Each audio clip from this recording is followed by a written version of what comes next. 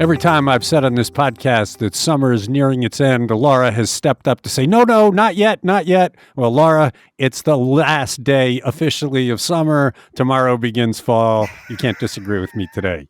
It's Today in Ohio, the news podcast discussion from cleveland.com and the Plain Dealer. I'm Chris Quinn here with Laura Johnston and Lisa Garvin. And Laura, are you sad? Yeah, it's always sad to see summer. And although I am tired of sweating, I will give you that. That will be nice because I think it's supposed to hit, mid to high 80s today. So it's going to go out. And then it'll be like 61 and a thunderstorm like tomorrow or Friday. So yeah.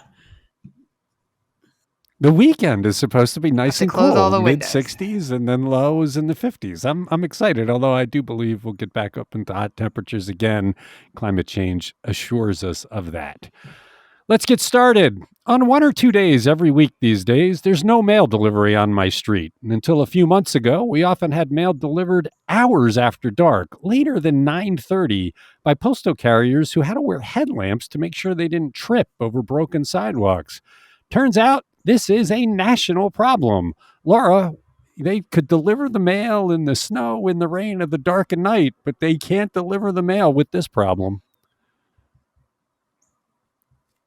That's funny because I did see a post office worker wearing a T-shirt that said, in snow, in rain, in sleet, and in COVID. So they have that T-shirt. They're walking around with it. This is a problem, though. Some people on the east side of the Cleveland suburbs have gone 8 days at one stretch without mail. And the culprit is the same thing that we can point to in every industry: staffing shortages. They just don't have enough workers. And we don't have an exact count. We couldn't get it from the union. We couldn't get it from the Postal Service, who asked Bob Higgs, our reporter, to file a FOIA. But hundreds and hundreds of openings. They've had they've had job fairs. They haven't been able to fill everybody. So what happens is the workers they do have are being stretched really thin.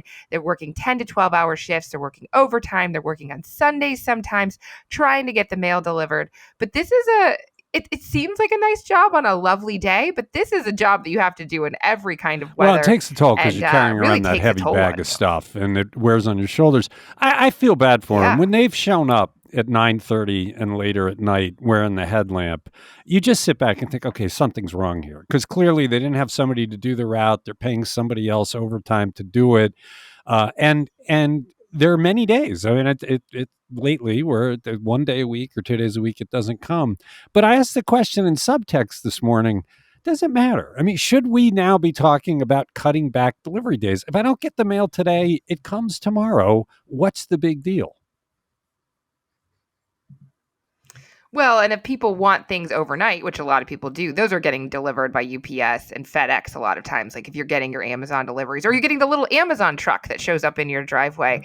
I mean, I know I say it a lot, guys, but in Canada, they don't have mail, at least in Ontario, they don't have mail delivery on Saturdays. And so that means, if you're going to send a letter to Canada, you got it for a birthday, it's got to go way in advance. But I don't think it's negatively affected the quality of life there. So it's something I think that people should be Lisa knows considering. This. Throughout the last decades, this has come up fairly frequently. Should they cut back to 5 days a week or 4 days a week to save money? And always Congress has said, no, it's 6 days. It must be 6 days a week. And it really has never made much sense. I mean, there was a time when all commerce was done by U.S. mail, but now it's all digital. And so you're talking about getting a bill a day later or something. What is the big deal about? Oh no, I'm not going to get my junk mail. And I'm a longtime supporter of the Postal Service. Right? I will say this. I got an Amazon package yesterday that was delivered by the Postal Service. They do a lot of last mile work for Amazon. And, so they're overloaded. And we've reported on that. They got so many packages that Amazon just foisted onto them and UPS and say, here, you get to deliver these. And I have had consistent mail delivery in my East Side suburb. But clearly they can't deliver it. So they can't get people. And is it time for America to get rid of its resistance to a reduced delivery schedule? And Laura, you're right. If you order something overnight, that's a separate arm in the post office. And so that they make good on that. They're paid extra. What we're talking about here is the daily delivery. I can tell you, I am still hearing a lot of complaints from people about theft of mail from mailboxes. There were a bunch of arrests of people who had scammed, I think it was more than $1 million by stealing checks and changing them. That problem continues. And so if they save money by reducing number of delivery days, maybe they could put it into the security system so people stop stealing the checks and committing fraud. It's a good story by Bob Higgs. It's on cleveland.com, and I think it's in today's Plain Dealer. Check it out. It's Today in Ohio. We've got a close statewide race in Ohio for the Senate. We have kind of a runaway in the governor's race with Nan Whaley's campaign sputtering against Mike DeWine. But what about the other statewide races in the executive branch for Attorney General, Secretary of State, Treasurer, and Auditor?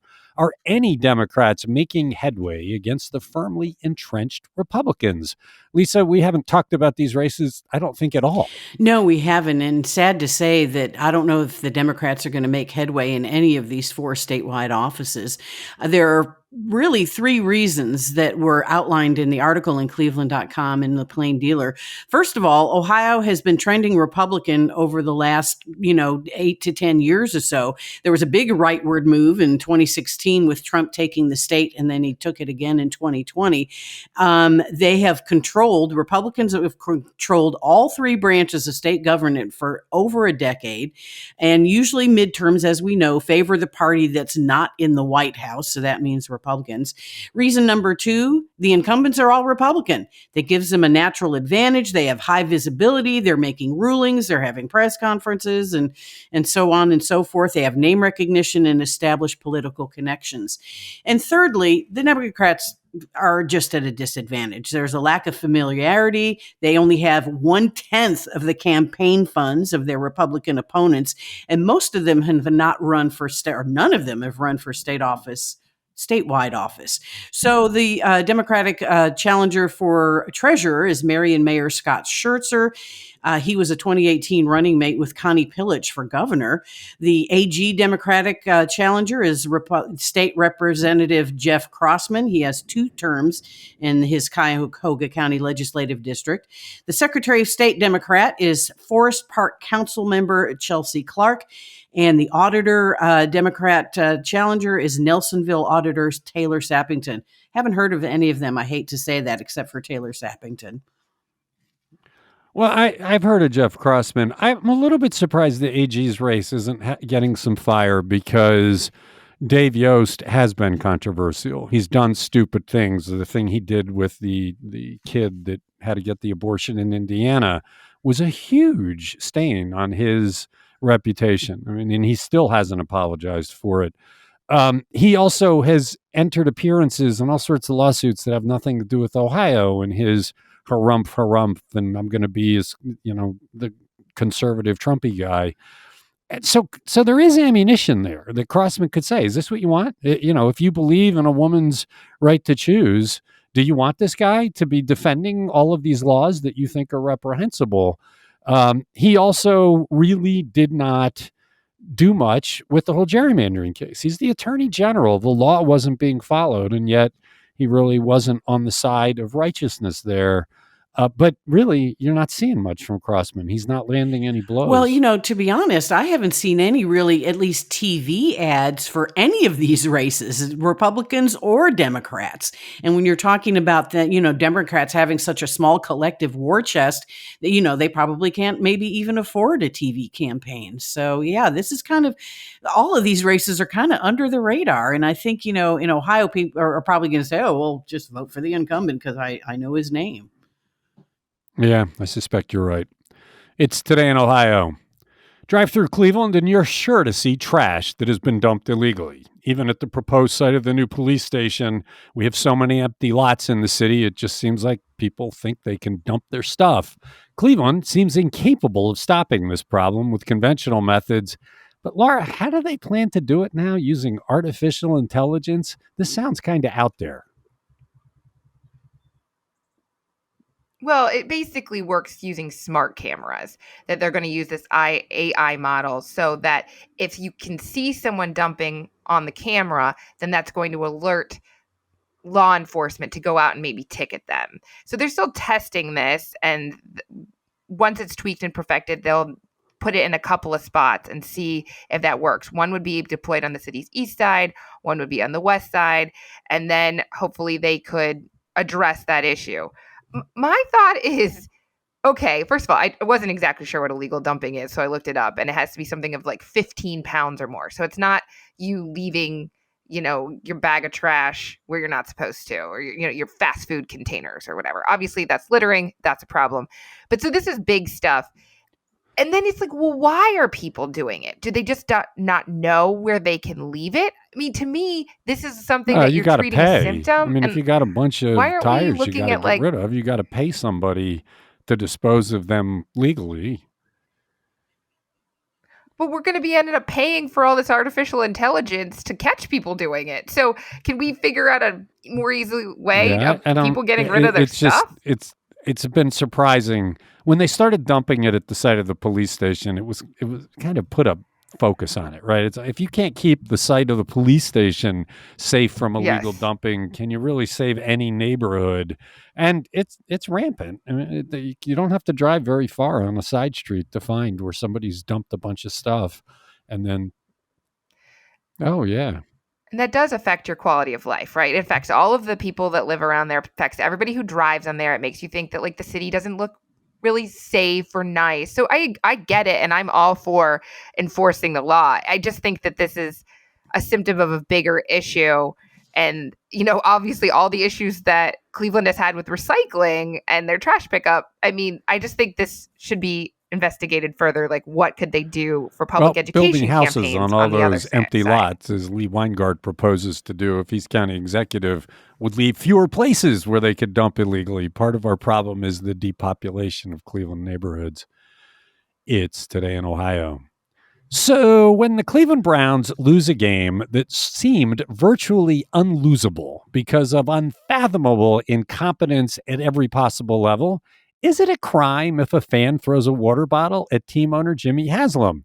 Lisa, one police department apparently thinks it is. I'm not sure public opinion would agree. I don't know. I mean, throwing an object at somebody is assault, in my opinion. But let's go from there. 51-year-old Rocky River resident Jeffrey Miller was arrested at the Browns Stadium on Sunday. He was caught on video by an NFL reporter in the final seconds of that Sunday loss to the Jets. He, was seen throwing a water bottle at owner Jimmy Haslam as Haslam walked into the tunnel that leads to the locker room.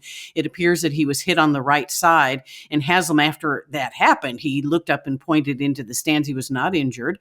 Mr. Miller was accused of assault, disorderly conduct, and failure to comply. I don't know that he's been charged yet in municipal court. That may be happening, pretty soon here. But the Browns organization says that Miller will be permanently banned from First Energy Stadium. He was arrested after he left the stadium because apparently what happened was, according to a Cleveland Police Department report, they saw that on the surveillance camera. They alerted officers, and so they were able to catch Miller as he was leaving the stadium, but he refused to stop. And so that's where the failure to comply comes in, and he appeared to be drunk at the time. I know that cleveland.com and the Plain Dealer reached out to Mr. Miller. I don't think that we've gotten a hold of him. Yeah, and clearly, we're lucky that Jimmy Haslam wasn't injured. You throw a water bottle, I don't know how full it was, but that has significant weight, and it could actually hurt you pretty badly if you're hit the wrong way. And as upset as fans were that they could lose that unlosable game, you just can't resort to physical violence.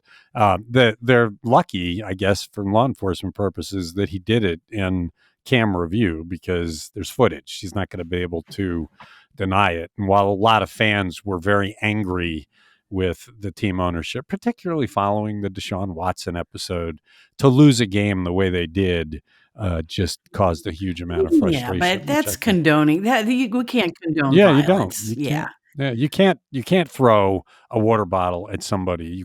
He could have seriously injured him. So it's good that he didn't. It's Today in Ohio. Cuyahoga County Executive Armin Budish took the strange step for this year's budget of telling all departments to lose their vacant positions, something that went down pretty badly with the directors of the department. On Tuesday, Laura, we learned from the medical examiner what a terrible idea this was. What is the cost? I mean, I think most people could have told you this was a really silly and dishonest move to try to balance the budget and show that you were having a low budget. But yes, this is very real. The medical examiner's office is off its budget by $2.8 million. So the county is going to have to pay that money out of its reserves. And there were 10 positions that were not budgeted for when they were doing their biennial budget for 22-23. And they were actually in the process of filling it at the time, but said, nope, we're just not going to put that money in the budget. So about $1.5 million is for the salaries, and there's other costs like ballooning costs that they hadn't expected, a 300% increase in the price of helium that they have to pay for, $600,000 in added expenses for positions to help clear backlogs and fill and supply chain issues, higher material prices, just like anywhere else. The idea that, hey, whatever positions are unfilled right now, we're not going to fill them was preposterous. Anybody that's ever managed any kind of staff would be aghast at that. It's just that at that moment in time, you have this many openings and we're just cutting you off. I know Prosecutor Mike O'Malley raised hell about this, saying, I can't do the job if I can't fill the positions.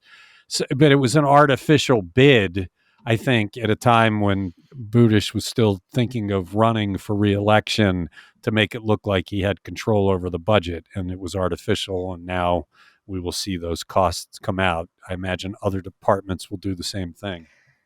Yeah. The budget director says that most of the departments are actually under budget because they can't fill the positions that they have open, which staffing shortages again, right? And what's really worrisome with the medical examiner's office is that the office's 9 doctors are each handling about 250 autopsy per year. If death rates continue at the same pace, they could be pushed closer to the maximum of 325, which is the caseload allowed by accrediting agencies. You can't go over that, or you can't have your accreditation. So they're trying to find ways to encourage more people to enter the field and hire more, but they are losing 3 pathologists to Franklin County, which is paying their doctors $100,000 more per year.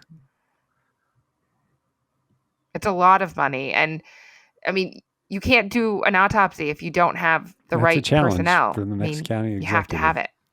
Them. It's Today in Ohio. Could Ohio's temporary legalization of abortions created by court edict be extended? Lisa, we heard that there was a rush to clinics to schedule abortions after a judge stayed Ohio's heartbeat law for consideration of whether it is constitutional, but it wasn't a long stay. Is it going to be longer? It could be. According to ACLU attorney Frida Levinson, who's representing Ohio abortion providers in this lawsuit, she says that Hamilton County Common Pleas Judge Christian Jenkins has mentioned, wanting to pass a second temporary restraining order that in a Monday hearing that they had. If this TRO is issued, it would make abortions up to 22 weeks legal in Ohio until October 12th. But this would come after a hearing on the October 7th on a more permanent injunction as arguments continue in this case. And basically what this is hinging on is the Ohio Constitution. Does it confer abortion rights via its equal protection clause? And what is the meaning of liberty in this equal protection clause? So this ruling, if it goes through, is likely to be appealed and go to the First Court of Appeals, which has a Democratic majority of 4-2. And it could eventually wind up in the Ohio Supreme Court, which we know has a 4-3 Republican majority there. Kelly Copeland with Pro-Choice Ohio urges women to seek care and contact clinics immediately while they have this little hiatus from the fetal heartbeat law. And Right to Life President Mike Gonadakis says there's no guaranteed right to abortion in the Ohio Constitution. And he said that this appeal schedule will probably take months to resolve. What I find interesting on this is that Dave Yost, we talked about him earlier, who's never hesitated to step in and strut, has not appealed the stay. And he is running for re-election. He does know that most Ohioans favor the right to choose. And I think it's instructive that maybe for the first time ever, he's not stepping forward in a controversial issue to make his thoughts known. I thought this stay would be appealed immediately. And it hasn't been, right? There's no appeal of the stay yet. None at all. But like Gondadaka said, he thinks there will be an appeal on this second temporary restraining order, and then we'll have to see what happens after October 7th when they have a ruling on the preliminary injunction, which would be a much longer hold on the fetal heartbeat law.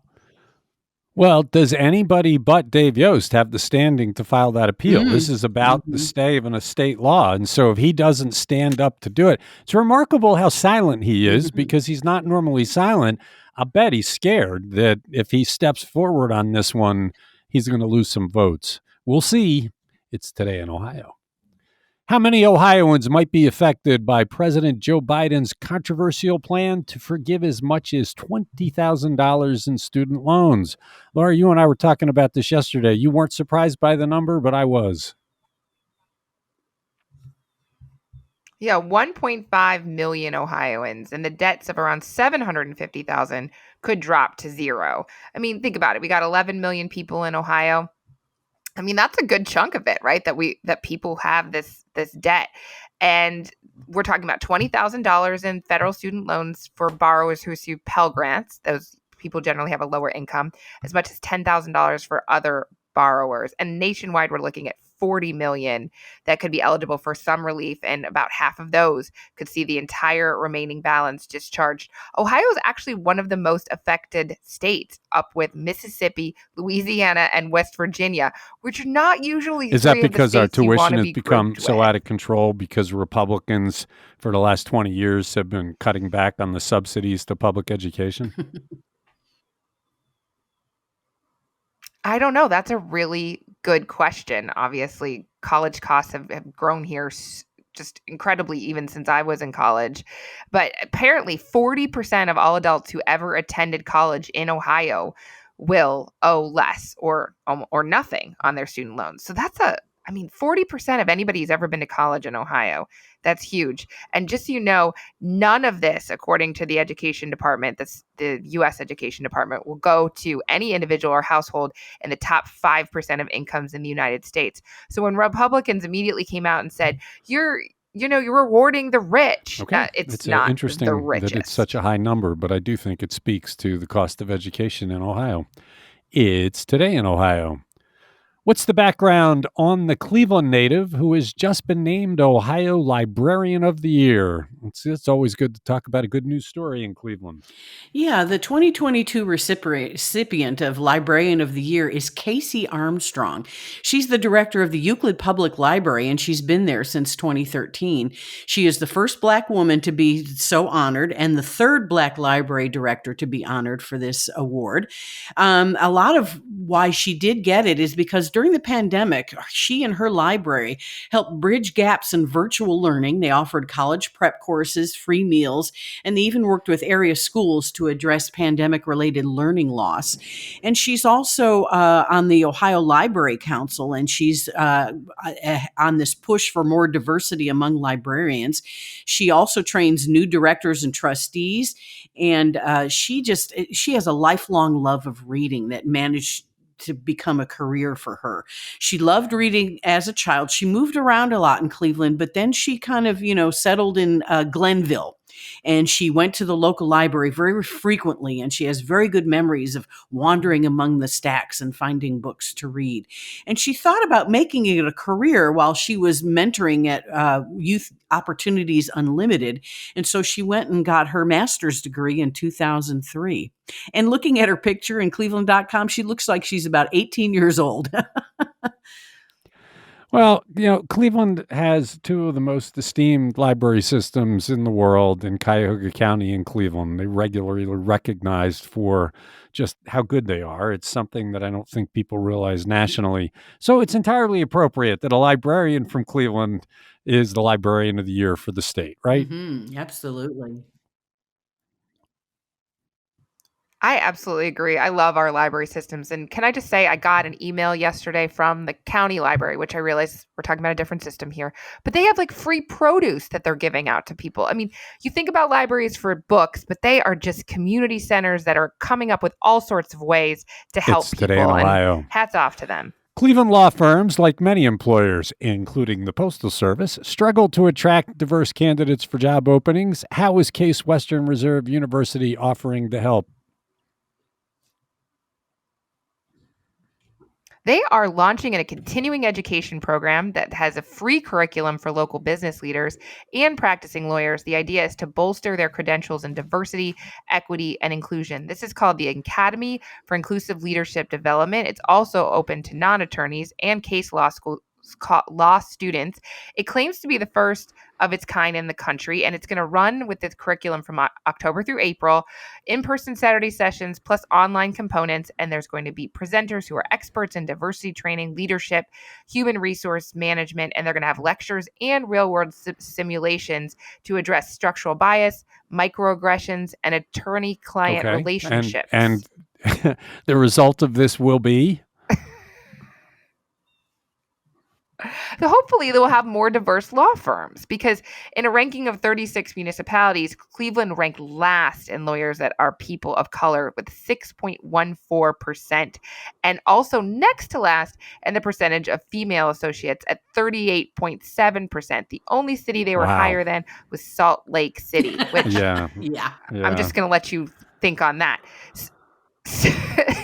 But so this is great. And remember a couple of weeks ago, we talked about how Case Western Reserve was also starting a leadership program for executives of color. So I really love that they're stepping up in this space.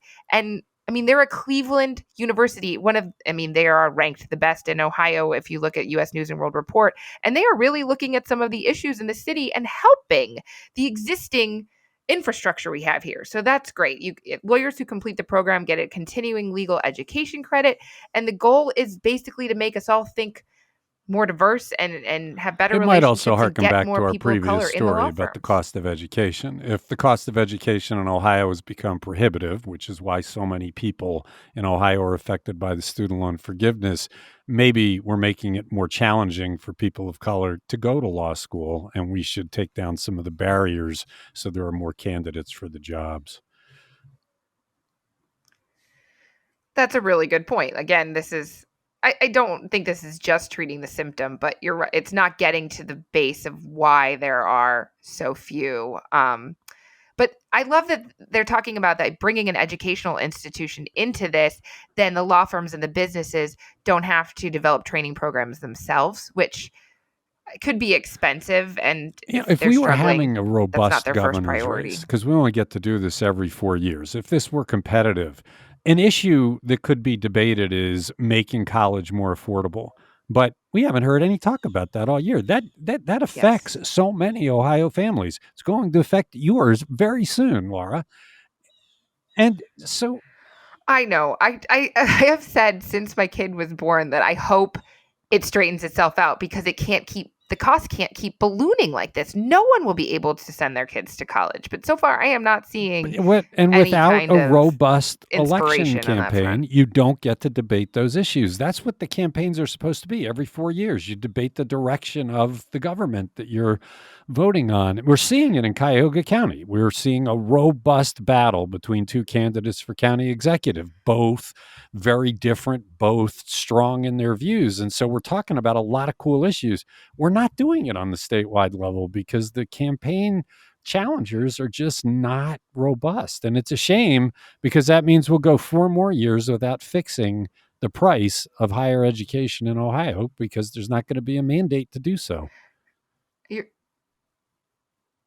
Right, because we talk about the national government and what they're doing, and I think it has been a conversation in national issues. But Ohio could fix the problem by supporting its state schools more. They've cut back, meanwhile giving people tax breaks and taking away local government funds and being able to say we're fixing the tax structure in Ohio. But how are you going to get people to stay in Ohio if they can't afford to send their kids? And if you can't afford to go to school in Ohio, then how are you going to stay here after graduation? Fix it, because nobody is really pushing them during this campaign. So it'll be 4 more years. It's Today in Ohio. That does it for Wednesday. Thank you, Lisa. Thank you, Laura. Thanks to everybody who listens. We'll be back on Thursday.